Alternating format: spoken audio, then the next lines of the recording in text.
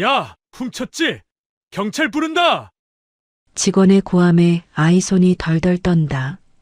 죄송해요. 엄마가 아파서. 민우의 목소리가 편의점을 찢는다. 그 순간 문 앞에서 재벌 회장이 얼어붙는다. 저 얼굴은. 회장이 아이 앞으로 다가와 떨리는 목소리로 말한다. 너 이름이 뭐냐? 민우가 울먹이며 올려본다. 저 그냥 배고파서요. 이야기 시작하기 전에요. 구독과 댓글로 함께 해주세요. 여러분의 작은 응원이 다음 이야기를 이어줘요. 서울 외곽 구로구의 낡은 다세대 주택. 새벽 5시 반, 겨울 추위가 매서운 이른 아침이었습니다. 12살 소년 민우가 얇은 이불을 덮고 웅크린 채 잠들어 있었습니다. 방 한쪽에서는 엄마 수진이 기침을 하며 뒤척이고 있었습니다. 기침, 기침. 수진의 기침 소리에 민우가 깼습니다. 숨을 죽이며 엄마를 바라봤습니다. 38배 수진은 몇 달째 계속된 기침으로 많이 야위어 있었습니다. 민우는 조용히 일어나 냉장고 쪽으로 갔습니다. 문을 열어보니 텅 비어 있었습니다. 어제 마지막 우유 한 팩을 마신 후로 아무것도 남지 않았습니다. 꼬르륵. 배에서 소리가 났습니다. 민우는 배를 움켜쥐며 참았습니다. 민우야? 수진이 힘겹게 일어났습니다. 엄마, 괜찮아요? 응, 괜찮아. 학교 갈 준비해야지. 수진이 기침을 하며 일어나려 했지만 몸이 휘청거렸습니다. 엄마. 민우가 급히 달려가 수진을 부축했습니다. 괜찮아, 괜찮아. 그냥 어지러울 뿐이야. 수진이 민우를 안심시키려 했지만 목소리가 떨렸습니다. 엄마, 병원 가야 하는 거 아니에요? 돈이 없어서. 수진이 고개를 숙였습니다. 병원비는커녕 당장 먹을 것도 없는 상황이었습니다. 엄마, 저는 괜찮아요. 학교에서 급식 먹으면 되니까. 민우가 엄마의 어깨를 토닥였습니다. 12살 아이가 어른을 위로하는 모습이었습니다. 학교 갈 시간이 되어 민우는 며칠째 같은 교복을 입었습니다. 세탁할 여유도 없어 구겨진 채로 입고 있었습니다. 민우야, 학교에서 급식 많이 먹어야 해. 알겠지? 네, 엄마. 그리고 오늘은 학교 끝나면 바로 집에 와야 해. 혹시 모르니까. 수진이 걱정스럽게 당부했습니다. 네, 걱정 마세요. 민우는 밝게 대답했지만 엄마의 상태가 심각해 보여 불안했습니다. 집을 나선 민우는 학교까지 걸어서 가야 했습니다. 버스비도 아까웠기 때문입니다. 길을 걷다 보니 편의점이 보였습니다. 진열장 안에 삼각김밥들이 눈에 들어왔습니다. 아저씨, 참치마요 하나 주세요. 한 아이가 1,000원을 내며 삼각김밥을 샀습니다. 맛있게 드세요. 점원이 웃으며 말했습니다. 민우는 그 모습을 부러운 눈으로 바라봤습니다. 1,000원이 없어서 살 수 없었습니다. 저것만 있어도. 민우가 배를 움켜쥐며 지나갔습니다. 학교에 도착한 민우는 교실 맨 뒷자리에 앉았습니다. 항상 그 자리였습니다. 민우야, 아침 먹었어? 옆자리 친구 준호가 물었습니다. 응, 먹었어. 민우가 거짓말을 했습니다. 나는 엄마가 계란말이 해줬는데 너무 많아서 못 다 먹었어. 하나 줄까? 준호가 도시락을 열어 보였습니다. 아니야, 괜찮아. 배불러. 민우는 침을 삼키며 거절했습니다. 자존심 때문이었습니다. 정말? 그럼 나 혼자 다 먹을게. 준호가 맛있게 먹는 모습을 보며 민우는 고개를 돌렸습니다. 첫 교시 수학 시간이 시작되었습니다. 여러분, 어제 숙제 검사하겠습니다. 선생님이 말했습니다. 민우는 당황했습니다. 어제 집에 전기가 끊어져서 숙제를 할 수 없었습니다. 민우야, 숙제 어디 있니? 죄송해요, 선생님. 깜빡했어요. 평소에 성실한 민우가 어떻게. 집에 무슨 일 있었니? 아니에요. 제가 깜빡한 거예요. 민우는 진짜 이유를 말할 수 없었습니다. 드디어 점심시간이 되었습니다. 민우에게는 하루 중 가장 기다려지는 시간이었습니다. 급식실에 일찍 가서 줄을 섰습니다. 오늘 메뉴가 뭐예요? 김치찌개랑 불고기예요. 급식 당번이 대답했습니다. 와, 오늘 좋네. 다른 아이들이 신나했습니다. 민우는 급식을 받으며 조금 더 달라고 했습니다. 아이고, 많이 먹네. 급식 아주머니가 웃으며 말했습니다. 네, 맛있어서요. 민우는 부끄러웠지만 배가 너무 고팠습니다. 한 구석에 앉아서 민우는 급식을 천천히 먹었습니다. 오늘의 유일한 제대로 된 식사였습니다. 민우야, 우리랑 같이 앉아서 먹자. 친구들이 불렀지만 민우는 고개를 저었습니다. 여기가 편해. 사실은 친구들과 있으면 자신의 상황을 들킬까봐 두려웠습니다. 한편 서울 강남구 한도그룹 본사 72층 최고층 회장실에서 한용석이 점심도 거른 채 창밖을 바라보고 있었습니다. 회장님, 식사 시간입니다. 비서 차상민이 들어와 말했습니다. 식욕이 없네. 용석이 한숨을 쉬었습니다. 책상 서랍에서 오래된 사진을 꺼냈습니다. 갓난아기의 사진이었습니다. 12년 전 아들 지훈과 며느리를 교통사고로 잃었습니다. 며느리는 임신 중이었고 조산으로 태어난 아기는 혼란 속에서 실종되었습니다. 지금쯤 12살이겠지. 용석은 매일 같은 상상을 했습니다. 손자가 어떻게 생겼을지, 어디서 살고 있을지. 지훈아, 미안하다. 내 아들을 지켜주지 못해서. 며칠 후 민우의 상황은 더욱 나빠졌습니다. 수진의 기침이 심해져 며칠째 침대에서 일어나지 못했습니다. 엄마, 괜찮아요? 민우가 수진의 이마에 손을 대봤습니다. 열이 나고 있었습니다. 괜찮아. 괜찮아. 수진이 힘없이 말했지만 목소리가 가늘어져 있었습니다. 엄마, 정말 병원 가야 할 것 같아요. 돈이 없어. 수진이 고개를 저었습니다. 통장 잔고는 이미 바닥이었습니다. 그날 아침 민우는 평소보다 일찍 집을 나섰습니다. 엄마가 걱정될까봐 괜찮은 척했지만 사실 어제부터 아무것도 먹지 못했습니다. 학교 가는 길 편의점 앞을 지나던 민우는 발걸음을 멈췄습니다. 배에서 나는 꼬르륵 소리가 점점 커졌습니다. 너무 배고파. 민우가 배를 움켜쥐었습니다. 어지러워서 잠시 벽에 기댔습니다. 편의점 유리창 안으로 보이는 음식들이 눈에 들어왔습니다. 삼각김밥, 샌드위치, 빵들이 진열되어 있었습니다. 1,000원만 있어도. 민우가 주머니를 뒤졌지만 동전 하나 없었습니다. 그때 편의점 점원이 창고로 들어가는 것이 보였습니다. 계산대가 비었습니다. 민우는 한참 망설이다가 편의점 안으로 들어갔습니다. 어서 오세요. 자동문에서 인사 멘트가 나왔지만 점원은 보이지 않았습니다. 민우는 빵 코너로 갔습니다. 가장 저렴한 단팥빵이 800원이었습니다. 800원. 민우의 손이 떨렸습니다. 배는 너무 고팠지만 훔치는 건 나쁜 일이라는 것을 알고 있었습니다. 하지만 어지러움이 심해져 쓰러질 것 같았습니다. 민우는 단팥빵 하나를 손에 들었습니다.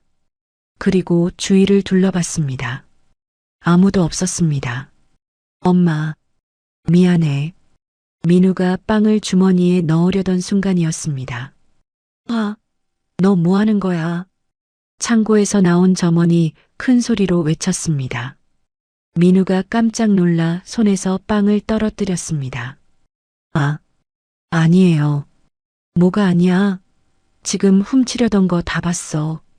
점원이 민우에게 다가왔습니다. 죄송해요. 죄송해요. 민우가 고개를 숙이고 떨었습니다. 죄송하긴 뭘 죄송해. 도둑질이 죄송한 걸로 끝나?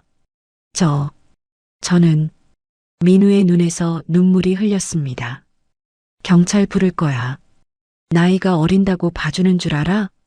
점원이 휴대폰을 꺼냈습니다. 아니에요. 제발요. 민우가 울먹이며 말했습니다.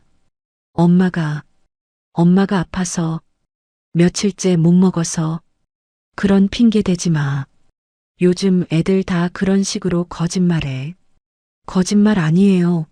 정말이에요. 민우가 필사적으로 호소했습니다. 배가 너무 고파서 어지러워서 그럼 부모한테 돈 달라고 하든지 왜 남의 물건을 훔쳐? 점원이 차갑게 말했습니다. 그때 길 건너편에서 이 상황을 지켜보던 사람이 있었습니다. 바로 한용석 회장이었습니다. 용석은 오늘 우연히 이 동네에 시차를 나왔다가 편의점에서 벌어지는 일을 목격했습니다. 저 아이. 용석의 눈이 민우에게 고정되었습니다. 민우의 얼굴을 본 순간 용석의 가슴이 두근거렸습니다. 저 눈, 저 입술 모양. 용석은 차에서 내려 편의점으로 향했습니다. 편의점 안에서는 점원과 민우의 실랑이가 계속되고 있었습니다. 정말 경찰 부를 거야. 제발이요. 한 번만 봐주세요. 민우가 무릎을 꿇으며 빌었습니다. 그때 편의점 문이 열렸습니다. 무슨 일입니까? 정중한 목소리였습니다. 용석이 들어온 것이었습니다. 점원이 용석을 보더니 눈이 커졌습니다. 고급 정장을 입고 품격 있어 보이는 노인이었습니다. 아, 이 아이가 물건을 훔치려다가 걸렸어요. 훔치려고? 용석이 민우를 바라봤습니다. 민우는 고개를 숙인 채 떨고 있었습니다. 아저씨, 죄송해요. 정말 죄송해요. 민우가 떨리는 목소리로 말했습니다. 용석은 민우의 얼굴을 자세히 봤습니다. 12년 전 잃어버린 손자와 닮은 점이 너무 많았습니다. 얼마짜리 물건인가요? 용석이 점원에게 물었습니다. 800원짜리 빵이요. 제가 대신 계산해 드리겠습니다. 네, 왜요? 점원이 의아해했습니다. 아이가 배가 고픈 모양이니까요. 용석이 지갑을 꺼내 1,000원을 내밀었습니다. 하지만 도둑질은 아이에게는 제가 따로 이야기하겠습니다.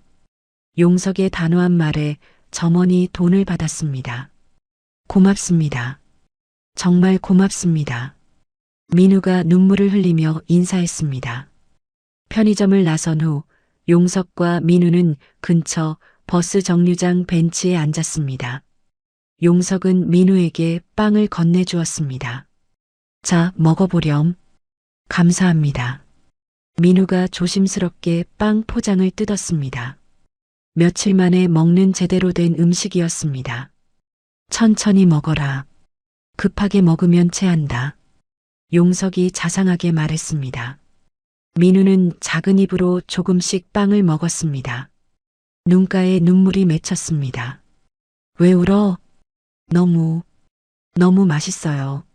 민우의 솔직한 대답에 용석의 가슴이 먹먹해졌습니다. 이름이 뭐라고 했지? 김민우예요. 김민우. 나이는 몇 살이니? 12살이요. 용석의 심장이 빠르게 뛰었습니다. 자신이 찾던 손자와 나이가 정확히 일치했습니다. 부모님은 어떻게 되시니?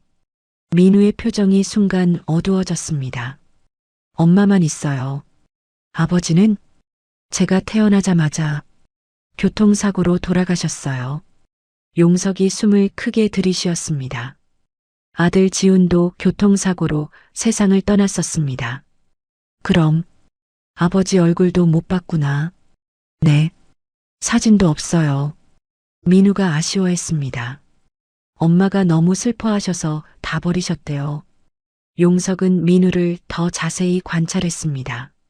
눈매, 코 모양, 입술선까지 모든 것이 죽은 아들 지훈과 닮아 있었습니다.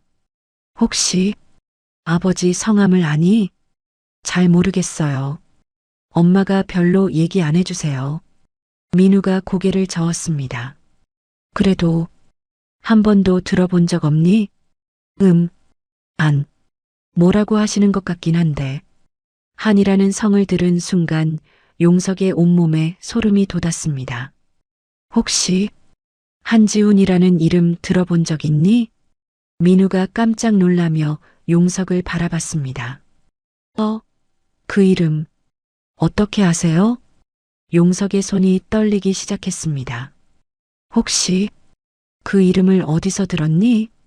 엄마가 잠꼬대 할 때 그 이름을 부르셨어요. 잠꼬대로? 네. 지훈아, 미안해 이런 말씀을. 용석의 눈에서 눈물이 흘렸습니다. 정말 자신의 손자가 틀림없었습니다. 아저씨, 우리 아빠 아시는 거예요? 민우가 기대에 찬 눈으로 물었습니다. 그럴지도 모른다. 용석이 떨리는 목소리로 대답했습니다. 정말요? 그럼 우리 아빠가 어떤 분이었는지 알려주실 수 있어요? 민우의 눈이 반짝였습니다. 아빠가 어떤 사람이었는지 정말 궁금했거든요. 용석은 대답하기 어려웠습니다. 어떻게 설명해야 할지 막막했습니다. 그때 민우의 배에서 꼬르륵 소리가 났습니다. 아, 미안해요. 민우가 부끄러워하며 배를 감쌌습니다. 빵 다 먹었는데도 배고프니? 괜찮아요. 이미 충분히. 아니다. 제대로 된 밥을 먹어야지. 용석이 일어섰습니다. 아저씨가 밥 사줄게. 뭐가 먹고 싶어? 아니에요. 정말 괜찮아요. 민우가 손사래를 쳤습니다. 남한테 패 끼치면 안 된다고 엄마가 그러셨어요. 패가 아니야. 아저씨가 좋아서 해주는 거야. 용석이 민우의 어깨에 손을 올렸습니다. 자라는 아이가 이렇게 말라서야. 그때 멀리서 급한 발걸음 소리가 들렸습니다. 민우야. 여자의 다급한 목소리였습니다. 수진이 창백한 얼굴로 뛰어오고 있었습니다. 숨을 헐떡이며 비틀거리고 있었습니다. 엄마. 민우가 벌떡 일어나 달려갔습니다. 민우야, 괜찮니? 어디 있었어? 수진이 민우를 꽉 안았습니다. 학교는 왜 안 갔어? 얼마나 찾았는지 몰라. 엄마, 왜 나오셨어요? 몸이 아픈데. 내가 안 보여서. 너무 걱정돼서. 수진이 용석을 발견하고는 경계하는 눈빛을 보냈습니다. 이분은 누구야? 저를 도와주신 분이에요. 민우가 설명했습니다. 용석이 수진에게 정중히 인사했습니다. 안녕하세요. 저는 당신이 우리 민우한테 왜 이래요? 수진이 갑자기 큰 소리로 외쳤습니다. 부자처럼 보이는 사람이 우리 같은 가난한 사람한테 왜 접근해요? 오해입니다. 저는 단지 오해가 뭐예요? 세상에 공짜는 없어요. 수진이 민우를 자신 뒤로 숨겼습니다. 우리 민우한테 뭘 시키려고 하는 거예요? 정말 아무 의도 없습니다. 용석이 당황하며 해명했습니다. 거짓말하지 마세요. 가난한 애들 이용해서 뭔가 하려는 거 아니에요. 수진의 목소리가 더욱 커졌습니다. 엄마, 아니에요. 이 아저씨는 조용해, 민우야. 속으면 안 돼. 수진이 민우의 손을 꽉 잡았습니다. 우리한테 절대 가까이 오지 마세요. 수진이 민우를 데리고 급하게 그 자리를 떠난 후 용석은 한동안 멍하니 서 있었습니다. 정말 내 손자일까?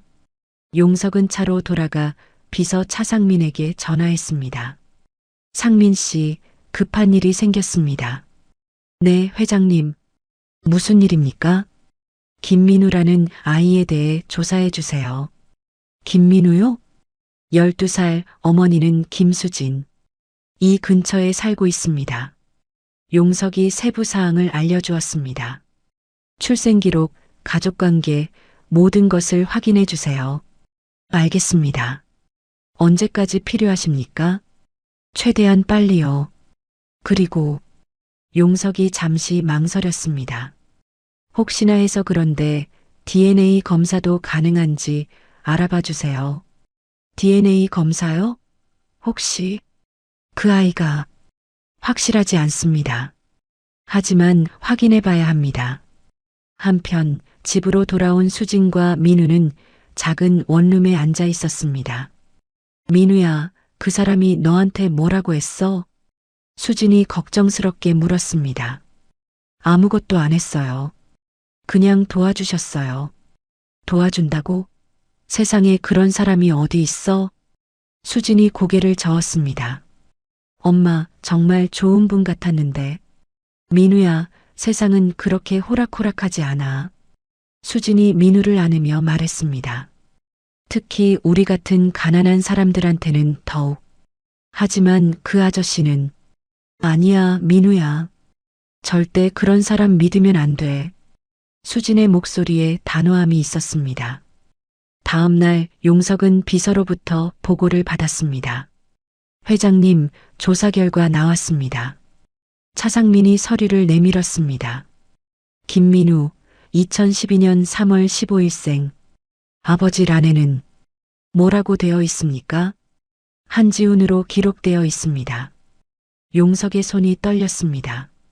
서류에서 자신의 아들 이름을 확인한 것입니다. 그리고 한지훈은 2012년 2월 28일 교통사고로 사망했다고 나와 있습니다. 민우가 태어나기 보름 전 용석의 눈에서 눈물이 흘렸습니다. 어머니 김수진은 당시 미혼모였고 아이를 혼자 키워왔습니다. 그럼 민우는 네, 회장님의 친손자가 맞는 것 같습니다. 용석은 의자에 주저앉았습니다. 지훈아, 정말 미안하다. 용석이 아들의 사진을 꺼내 바라봤습니다. 내 아들이 이렇게 힘들게 살고 있었다니. 회장님, 어떻게 하시겠습니까? 차상민이 조심스럽게 물었습니다. 당장 만나러 가겠습니다. 하지만 어머니가 경계하시는 것 같은데. 그래도 가야 합니다. 내 손자를 이대로 둘 수는 없어요. 용석이 일어섰습니다. 그날 오후 용석은 민우가 사는 동네를 다시 찾았습니다. 하지만 이번에는 조심스럽게 접근했습니다. 학교에서 돌아오는 민우를 멀리서 지켜봤습니다. 민우는 여전히 같은 교복을 입고 있었고 걸음걸이도 힘이 없어 보였습니다. 용석은 민우가 집에 들어가는 것을 확인한 후 건물관리사무소로 갔습니다. 실례합니다. 이 건물에 김수진 씨가 사시는지. 아, 3층에 사세요. 그런데 요즘 집세 밀려서. 관리소장이 말을 흐렸습니다. 집세를 밀리고 있다고요? 네, 몇 달째. 어머니가 아프시고 아이도 어린데 참 안 됐어요. 용석의 마음이 더욱 아팠습니다. 제가 대신 내드릴 수 있을까요? 네. 왜요? 그냥 어려운 이웃을 도우려고 합니다. 용석이 지갑을 꺼냈습니다. 몇 달치나 밀렸습니까? 3개월이요. 용석은 망설임 없이 돈을 냈습니다. 그리고 앞으로 몇 달치도 미리 내겠습니다. 관리소장이 놀라며 바라봤습니다. 정말 감사합니다. 그런데 이름은 익명으로 해주세요. 용석이 당부했습니다. 그날 저녁 민훈의 집에는 관리소장이 찾아왔습니다. 수진 씨, 좋은 소식이 있어요. 무슨 소식이요? 집세. 어떤 분이 대신 내주셨어요. 네. 누가요? 수진이 놀랐습니다. 모르겠어요. 익명으로 하셨는데 몇 달치를 미리 내주셨어요. 그럴 리가. 누가 우리를. 수진이 당황했습니다. 민우는 혹시 어제 만났던 그 아저씨일까 생각했습니다. 며칠 후 용석은 더 이상 참을 수 없었습니다. 손자를 제대로 도와주고 싶었지만 어떻게 접근해야 할지 막막했습니다. 회장님, 무작정 찾아가시면 더 오해받으실 수도 있습니다. 비서 차상민이 걱정스럽게 말했습니다. 그래도 가야 해요. 내 손자가 저렇게 힘들게 사는데. 용석이 단호하게 말했습니다. 그날 오후 용석은 민우가 다니는 학교 앞에서 기다렸습니다. 학교 시간이 되자 아이들이 하나둘 나오기 시작했습니다. 민우가 친구들과 함께 교문을 나서는 모습이 보였습니다. 민우야. 용석이 불렀습니다. 민우가 뒤를 돌아보더니 놀란 표정을 지었습니다. 아저씨? 안녕, 민우야. 용석이 다가갔습니다. 민우의 친구들이 수군거리기 시작했습니다. 민우야, 저 아저씨 누구야? 부자 같아 보이는데? 혹시 민우 할아버지? 민우는 당황했습니다. 아니야. 그냥 아는 분이야. 민우야, 잠깐 이야기할까? 용석이 조심스럽게 말했습니다. 저, 집에 가야 해요. 조금만. 중요한 이야기가 있어. 민우가 망설이는 사이 친구들은 호기심 어린 눈으로 바라봤습니다. 민우야, 우리 먼저 가 있을게. 친구들이 떠나고 민우와 용석이 둘만 남았습니다. 무슨 얘기요? 민우가 조심스럽게 물었습니다. 민우야, 아저씨가 너를 도와주고 싶어? 괜찮아요. 저희는 혼자서도 잘 살 수 있어요. 병원비는 어떻게 할 거니? 엄마가 계속 아프신데. 민우의 표정이 어두워졌습니다. 그건 어떻게든. 민우야, 아저씨를 믿어봐. 용석이 민우의 어깨에 손을 올렸습니다. 사실 아저씨가 너랑 특별한 관계일 수도 있어. 특별한 관계요? 응. 아직 확실하지는 않지만. 그때 뒤에서 급한 발걸음 소리가 들렸습니다. 민우야. 수진이 숨을 헐떡이며 달려오고 있었습니다. 또 왔네. 또 우리 민우한테 왔어. 수진이 용석을 향해 소리쳤습니다. 당신이 우리한테 왜 이래요? 부인, 진정하세요. 진정하라고요? 내 아이한테 계속 접근하면서. 수진이 민우를 자신 뒤로 숨겼습니다. 부자면 다해요.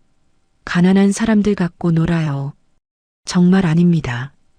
오해예요. 오해가 뭐예요? 우리 민우 학교까지 와서. 수진의 목소리가 점점 커졌습니다. 주변 사람들이 쳐다보기 시작했습니다. 저 사람들 왜 저래? 돈 많은 사람이 가난한 사람 괴롭히나? 요즘 그런 일 많다더라. 구경꾼들의 수군거림에 수진은 더욱 흥분했습니다. 당신 같은 사람 때문에 우리가 얼마나 힘든지 알아요. 부인, 저는 정말. 거짓말하지 마세요. 분명 뭔가 목적이 있을 거예요. 수진이 용석을 손가락으로 가리키며 소리쳤습니다. 우리 민우한테 절대 가까이 오지 마세요. 엄마, 그만해요. 민우가 수진을 말렸습니다. 이 아저씨는 나쁜 사람 아니에요. 민우야, 속으면 안 돼. 정말이에요, 엄마. 도와주시려는 거예요. 도와준다고? 세상에 공짜로 도와주는 사람이 어디 있어? 수진이 민우를 꽉 안았습니다. 우리는 남한테 도움 안 받고도 살 수 있어. 용석은 이 상황에서 진실을 말해야 할지 고민했습니다. 부인, 제가 민우와 특별한 관계라면. 특별한 관계? 무슨 소리예요? 민우가 제 손자일 수도 있어요. 순간 수진의 얼굴이 창백해졌습니다. 뭐라고요? 한지훈. 그 이름 기억나시죠? 수진이 충격을 받아 말을 잇지 못했습니다. 민우 아버지와 제가 관계가 있을 수도. 거짓말이에요. 수진이 소리쳤습니다. 지훈이는 가족이 없다고 했어요. 그건 당신이 진짜 지훈이 아버지라면 왜 지금 나타나요? 수진의 목소리가 떨렸습니다. 12년 동안 어디 있었어요? 우리가 얼마나 힘들었는지 알아요. 용석은 할 말이 없었습니다. 민우가 굶어서 쓰러질 때도, 제가 아파서 죽을 뻔할 때도 어디 있었어요? 수진이 눈물을 흘리며 절규했습니다. 이제 와서 손자라고요? 말도 안 돼요. 부인, 저도 모르고 있었어요. 모르고 있었다고요? 그럼 우리는 뭐예요? 수진이 민우의 손을 잡고 돌아서려 했습니다. 가자, 민우야. 저런 사람 믿으면 안 돼. 그날 밤 용석은 잠을 이룰 수 없었습니다. 수진의 분노에 찬 목소리가 계속 머릿속에 맴돌았습니다. 한도그룹 본사 회장실에서 용석은 비서 차상민을 불렀습니다. 상민 씨, 한지훈에 대해 더 자세히 조사해 주세요. 어떤 부분을 말씀하시는 건가요? 지훈이가 어떻게 김수진을 만났는지, 왜 가족에 대해 말하지 않았는지. 용석이 깊은 한숨을 쉬었습니다. 모든 것을 알아야겠어요. 다음 날 차상민이 조사 결과를 가져왔습니다. 회장님, 놀라지 마십시오. 무엇을 찾았습니까? 한지훈 씨가 회장님과 갈등을 빚은 후 가출했었다는 기록이 있습니다. 용석의 얼굴이 창백해졌습니다. 갈등이라니? 2011년 말 지훈 씨가 회사 경영에 참여하는 것을 반대하셨던 기억 나십니까? 아, 용석이 그때의 기억을 떠올렸습니다. 내가 아직 어려. 경험을 더 쌓아야 해. 아버지, 저도 할 수 있어요. 안 돼. 아직은 시기상조야. 그럼 언제까지 기다려야 해요? 지훈과 마지막으로 나눈 대화였습니다. 그 후 지훈 씨가 집을 나가셨고 김수진을 만나게 된 것 같습니다. 차상민이 조심스럽게 설명했습니다. 지훈이가 내 때문에 집을 나간 거였구나. 용석의 눈에서 눈물이 흘렸습니다. 그리고 수진에게 자신의 가족에 대해 말하지 않았던 이유도 내가 반대할 것을 알았기 때문이겠죠. 용석이 고개를 숙였습니다. 회장님, 내 잘못이었어요. 내가 지훈이를 밀어냈고 그 결과 용석은 책상 위에 지훈 사진을 바라봤습니다. 지훈아, 정말 미안하다. 그날 오후 용석은 다시 민훈의 동네로 갔습니다. 하지만 이번에는 직접 찾아가지 않고 멀리서 지켜봤습니다.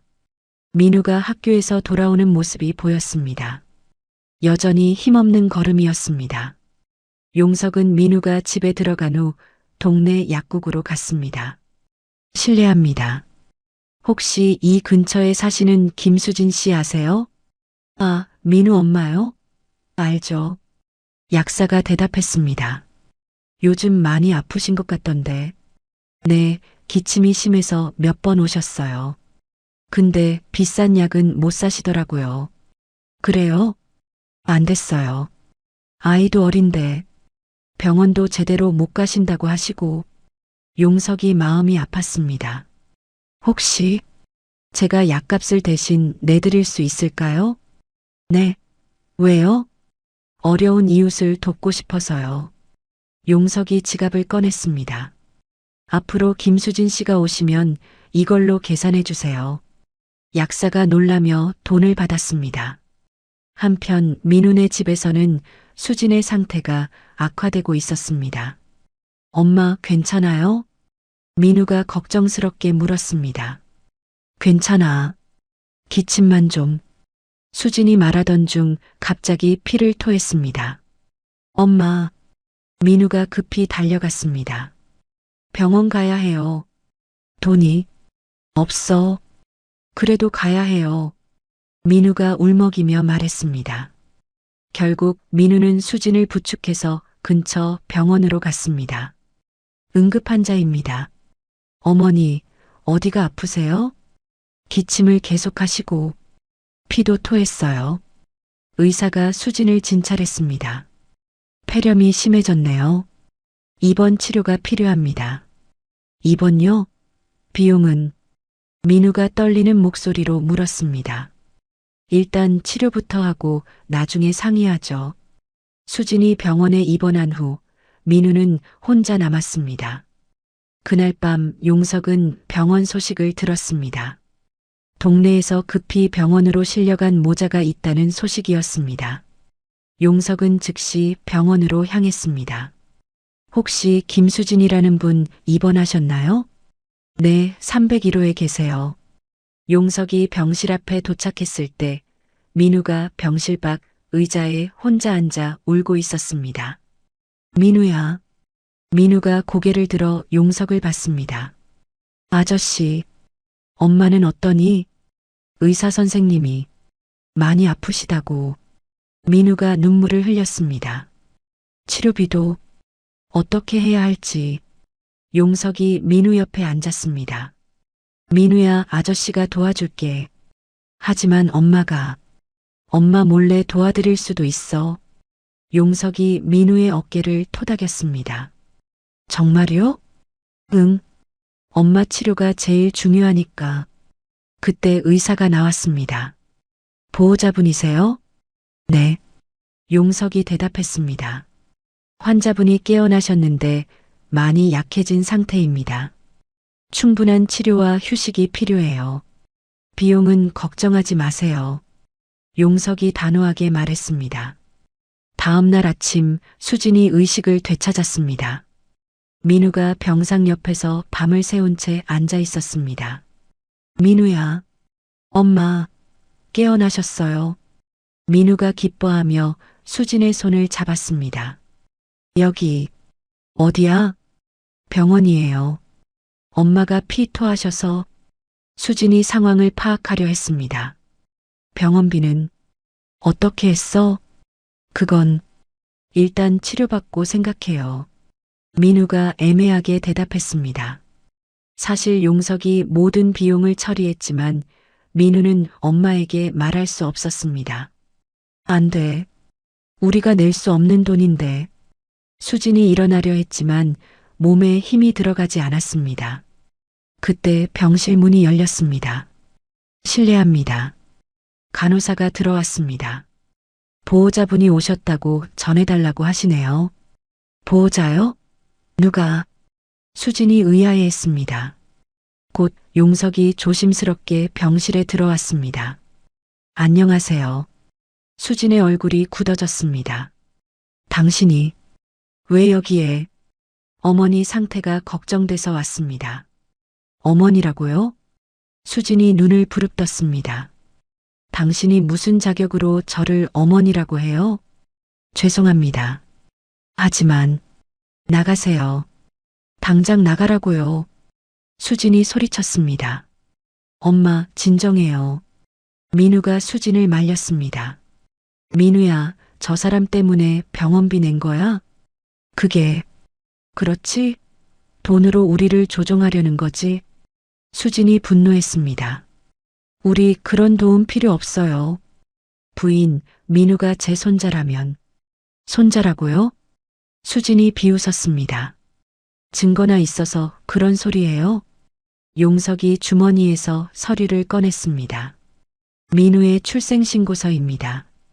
아버지 란에 한지훈이라고 되어 있죠? 수진의 얼굴이 창백해졌습니다. 그리고 이건 지훈이의 가족관계 증명서입니다. 용석이 또 다른 서류를 보여줬습니다. 한지훈의 아버지는 한용석. 바로 저입니다. 수진이 서류를 보며 충격을 받았습니다. 이런 걸로 뭘 증명하려는 거예요? DNA 검사를 해도 됩니다. 용석이 단호하게 말했습니다. 민우가 제 손자라는 것을 증명할 수 있어요. DNA 검사요? 민우가 놀라며 물었습니다. 응, 민우야. 그럼 확실해질 거야. 수진이 고개를 저었습니다. 안 돼요. 절대 안 돼. 왜 안 됩니까? 우리는 당신이 필요 없어요. 수진이 눈물을 흘리며 말했습니다. 12년 동안 없었으면서 이제 와서 저도 모르고 있었어요. 모르고 있었다고요? 그럼 지훈이는 뭐였어요? 수진의 목소리가 떨렸습니다. 지훈이가 당신 아들이었다면 왜 가족 얘기를 안 했어요? 용석이 고개를 숙였습니다. 제가 지훈이와 갈등이 있었어요. 갈등이요? 제가 지훈이의 의견을 무시했고 결국 지훈이가 집을 나갔습니다. 용석이 고백했습니다. 그 후 지훈이를 찾지 못했어요. 그리고 사고가. 그래서 지훈이가 저한테 가족 얘기를 안 한 거였군요. 수진이 쓴웃음을 지었습니다. 가족한테 인정받지 못했으니까. 그건 이제 와서 손자라고 하면 뭐해요? 12년 늦었어요. 수진이 단호하게 말했습니다. 그때 밖에서 소란 소리가 들렸습니다. 저기 병실에 한도그룹 회장님이 계신다는데? 정말요? 한용석 회장님? 간호사들이 수군거리고 있었습니다. 한도그룹 회장님이라고요? 수진이 놀라며 용석을 바라봤습니다. 네. 저는 한도그룹 회장 한용석입니다. 수진이 더욱 당황했습니다. 그럼 정말 네, 민우는 재벌가의 손자가 맞습니다. 용석이 진심을 담아 말했습니다. 하지만 그것보다 중요한 건 민우가 제 소중한 손자라는 겁니다. 몇 달 후 봄이 찾아왔습니다. 한도그룹 본사 근처의 고급 아파트, 넓은 거실에서 민우가 숙제를 하고 있었습니다. 할아버지, 이 문제 어떻게 풀어요? 민우가 용석에게 물었습니다. 어디 보자. 용석이 안경을 쓰고 민우 옆에 앉았습니다. 이런 문제는 차근차근 풀어야 해. 먼저. 알겠어요. 민우가 환하게 웃었습니다. 주방에서는 수진이 저녁 준비를 하고 있었습니다. 건강을 많이 회복한 수진의 얼굴에는 생기가 돌았습니다. 저녁 준비됐어요. 수진이 두 사람을 불렀습니다. 와, 오늘도 맛있겠다. 민우가 식탁으로 뛰어갔습니다. 천천히 와, 민우야. 용석이 웃으며 따라갔습니다. 식탁에는 정성스럽게 준비된 음식들이 놓여 있었습니다. 김치찌개, 불고기, 나물 반찬들까지 정갈하게 차려져 있었습니다. 수진 씨가 요리하신 건 정말 맛있어요. 용석이 진심으로 말했습니다. 과찬이세요. 그냥 집밥이에요. 수진이 겸손하게 답했습니다. 할아버지, 오늘 학교에서 친구들이 그러는데 민우가 밥을 먹으며 말했습니다. 뭐라고 하던데? 민우 할아버지가 정말 대단한 분이라고. 친구들이 알아? 네, 뉴스에서 봤대요. 한도그룹 회장님이라고. 민우가 자랑스러운 표정을 지었습니다. 하지만 그것보다 할아버지가 저를 사랑해 주시는 게 더 좋아요. 용석의 눈가에 눈물이 맺혔습니다. 민우야, 저도 할아버지 정말 사랑해요. 민우가 용석을 꽉 안았습니다. 그리고 엄마도요. 우리 민우. 수진이 민우의 머리를 쓰다듬었습니다. 엄마, 이제 아프지 마세요. 안 아프지. 이제 할아버지가 계시니까 든든해. 수진이 용석을 바라보며 말했습니다. 처음에는 정말 믿기 어려웠어요. 당연하죠. 갑자기 나타난 저를 어떻게 믿겠어요. 하지만 지금은 정말 가족 같아요. 수진이 미소를 지었습니다. 저녁을 마친 후 세 사람은 거실에서 함께 시간을 보냈습니다. 할아버지, 이 사진 누구예요? 민우가 벽에 걸린 액자를 가리켰습니다. 그건 내 아버지야. 용석이 조심스럽게 말했습니다. 액자 안에는 젊은 시절의 지훈이 환하게 웃고 있는 사진이 있었습니다. 우와, 저랑 닮았네요. 그래, 정말 많이 닮았어. 용석이 민우를 바라봤습니다. 특히 웃을 때는 지훈이와 똑같아. 아빠는 어떤 분이었어요? 민우가 궁금해했습니다. 착하고 마음이 따뜻한 사람이었어. 용석이 대답했습니다. 너처럼 말이야. 정말요? 응, 그리고 할아버지를 많이 사랑했어. 용석이 지훈의 사진을 바라봤습니다. 할아버지도 아빠를 사랑하셨죠? 물론이지. 지금도 사랑해. 그럼 저도 아빠를 만날 수 있을까요? 민우의 순수한 질문에 용석과 수진이 잠시 말을 잃었습니다. 민우야, 아빠는 하늘나라에 계셔. 수진이 조심스럽게 말했습니다. 하지만 분명히 우리를 지켜보고 계실 거야. 정말요? 응, 그리고 민우가 행복한 모습을 보시면서 기뻐하실 거야. 용석이 민우를 안았습니다. 아빠, 보고 있죠? 민우가 천장을 올려다보며 중얼거렸습니다. 이제 저 혼자 아니에요.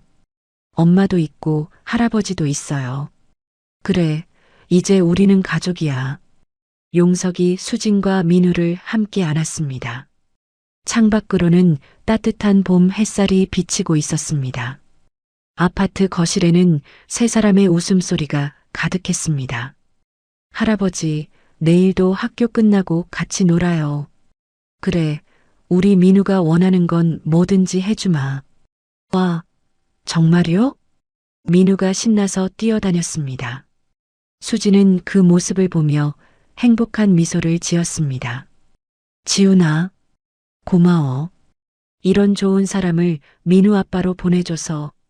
용석도 마찬가지였습니다. 지훈아, 이제야 내 아들을 제대로 지켜줄 수 있을 것 같다. 미안했고 고마웠다. 그렇게 세 사람은 진정한 가족이 되었습니다.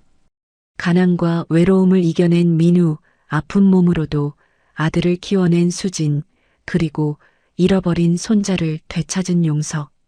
서로 다른 상처를 가진 세 사람이 만나 하나의 가족을 이루었습니다. 귀한 시간 내어 이 영상을 함께 해주셔서 진심으로 감사합니다.